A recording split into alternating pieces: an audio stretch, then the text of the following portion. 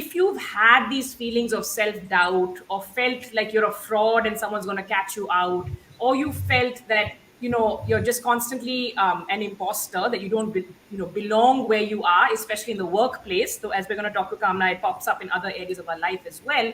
You're in very, very good company, I would say, because apparently this does affect perfectionists, this affects hard workers, high achievers. And Kamna, there's some debate also about just telling women they have imposter syndrome. I was telling you, this Harvard Business Review case was saying stop telling women they have it, because there's often systemic bias and issues like that. So, what are your thoughts if we frame this conversation from an India point of view? What do you think about imposter syndrome, and how do we define it? I think a lot of times when people come up with some labels, it facilitates conversations in its own way.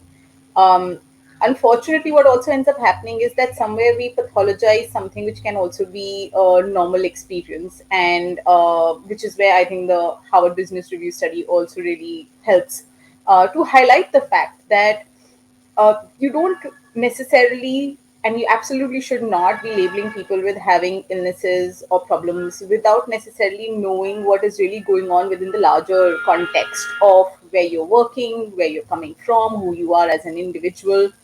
And what's characteristic of imposter syndrome, which is the anxiety or the worry or the feeling that you may get caught out, or you're just not necessarily feeling as equipped to be able to handle some of the challenges that a workplace may posit or situations of life may posit towards you. These can be fairly normal experiences also for individuals.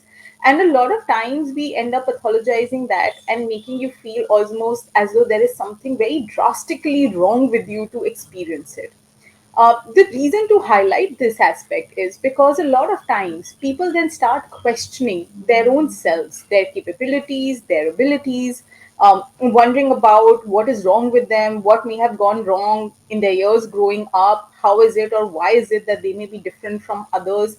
And it leads to a whole different set of mental health related aspects, which could compromise an individual's well being.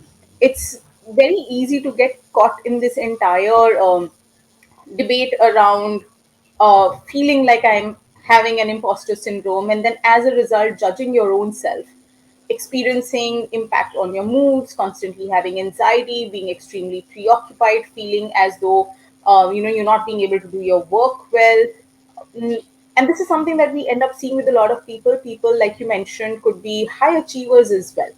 And what ends up happening is that people in their minds associate the fact that, okay, if I'm not going in with confidence, maybe it reflects that I don't have the competence. Whereas the two may not necessarily have that kind of an interlinkage.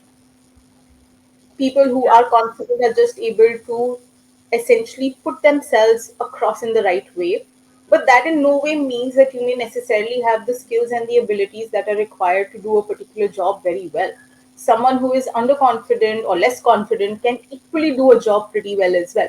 But we don't necessarily foster that understanding, reinforce that to individuals, and which is Yeah. where the system comes into play, or your larger leaderships come into play, where we need to start bringing in that acceptance to say there are different people who will have a range of experiences, and they would have their own skill sets which they would be bringing in, their own personalities which would be coming in, and we need to start embracing that entire gamut of differences that people bring in with them. We don't Yeah. have to necessarily just reinforce that this is one set format in which every employee or person who's in a leadership position should be possessing. We don't need to reinforce that, but somewhere we have over the years done that, and which is where this entire conversation about imposter syndrome has been gaining a lot of traction as well over the recent years.